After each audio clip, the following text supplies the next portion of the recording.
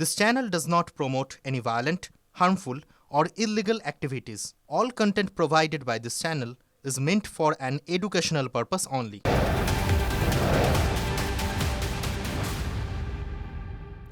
পাশাপাশি নজর রাখতে হচ্ছে মহিষাদলের দিকে। নাবালিকাকে ধর্ষণের অভিযোগ ঘিরে রণক্ষেত্র মহিষাদল। বিগওয়ালের দিকে নজর রাখবো। নাবালিকাকে ধর্ষণের অভিযোগ ঘিরে রণক্ষেত্র মহিষাদল। নাবালিকাকে চকলেট খাওয়ানোর নাম করে ডেকে ধর্ষণের অভিযোগ। শেখ মফিজুল নামে যুবকের বিরুদ্ধে ধর্ষণের অভিযোগ। অভিযুক্তকে গ্রেপ্তার করতে গিয়ে বিক্ষোভের মুখে পড়ে পুলিশ। স্থানীয়দের সঙ্গে তুমুল বচসা পুলিশের। অভিযুক্তকে গ্রেপ্তার করে পক্সো ধারায় মামলা শুরু। প্রতিবাদে রাতেই হলদিয়া মেচেদা রাজ্য সড়কে টায়ার জ্বালিয়ে বিক্ষোভ দেখায় বিজেপি। নাবালিকাকে ধর্ষণের অভিযোগ ঘিরে রণক্ষেত্র মহিষাদল। নাবালিকাকে চকলেট খাওয়ানোর নাম করে ডেকে ধর্ষণের অভিযোগ।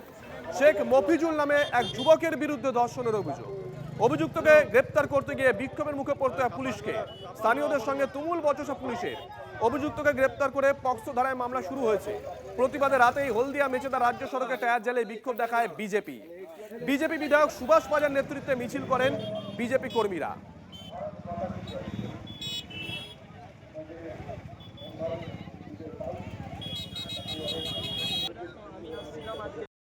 এইখানে একটা মেয়েকে 3.5 বছরের মেয়েকে একটা 52 বছরের মানে লোক মানে রেপ করেছে। আমরা শাস্তি আর ফাঁসি, শাস্তি হয় ফাঁসি, আমরা পুরো সম্পূর্ণ ফাঁসি চাই, আর কিছু না, ওদের ফাঁসি চাই।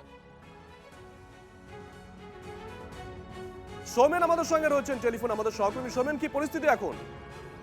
দেখো, এখন পরিস্থিতি কিছুটা হলেও পুলিশ আয়ত্তে এনেছে, কিন্তু এলাকাবাসীর দাবি হচ্ছে যে এই যে ধর্ষক, যার বিরুদ্ধে ধর্ষণের অভিযোগ উঠেছে, তাকে ফাঁসি চাইছে এলাকার মহিলা থেকে পুরুষ সবাই।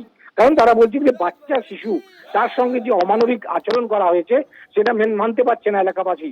তারা বলছেন যে কোনো বিচার না, কিছু না, একদম সামনে ফাঁসি দিতে হবে। যদিও বা ঘটনাস্থলে এসছেন পুলিশ এবং পুলিশ সুপার নিজে স্বয়ং এসছেন, তিনি যথেষ্ট পরিমাণ চেষ্টা করছেন যে সবাইকে সামাল দেওয়া। তিনি বলছেন আইনের যতটা কঠিন ধারা প্রয়োগ করে যতটা কিছু করা যায় আইন মাফিক শাস্তি দেওয়া হবে, কিন্তু সেটাতে মানতে নারাজ এলাকাবাসী। তাদের দাবি যে অবিলম্বে একে ফাঁসি দেওয়া হোক। ধন্যবাদ। যাকে আসামি হিসেবে পাওয়া গেছে, অ্যারেস্ট করা হয়েছে, সবচেয়ে যে আমাদের শক্ত কারবাই যেটা বলে, সবচেয়ে কঠিন পদক্ষেপ যেটা আছে এই পক্সো অ্যাক্টে, আমরা সেটা অবশ্যই নিচ্ছি। এবং এলাকায় শান্তি শৃঙ্খলা রক্ষার জন্য আমাদের যে সিএপিএফ বাহিনীর জওয়ানরা আছে, আমাদের বিভিন্ন থানা থেকে ওসিরা এসছেন, আমি নিজেও এসেছি। এলাকায় যে কনফিডেন্স বিল্ডিং আছে আমরা অবশ্যই সেটা করব। এলাকা আপাত দৃষ্টিতে শান্তিপূর্ণ আছে, কিন্তু তা সত্ত্বেও আমরা বেশ কড়া পদক্ষেপ নেব এবং যারা এই ঘটনার সাথে জড়িত আছে বা যারা এই ধরনের ঘটনাকে মদত দিচ্ছে বা তাদেরকে প্রকাশ্যে বা ব্যাকগ্রাউন্ড থেকে মদত দিচ্ছে, তাদের প্রত্যেকের বিরুদ্ধে আমরা তদন্ত করব এবং ব্যবস্থা নেব। যে সবচেয়ে শক্ত কারবাই যেটা বলে, সবচেয়ে কঠিন পদক্ষেপ আছে, সেটা আইনি ভাবে আমরা নেব।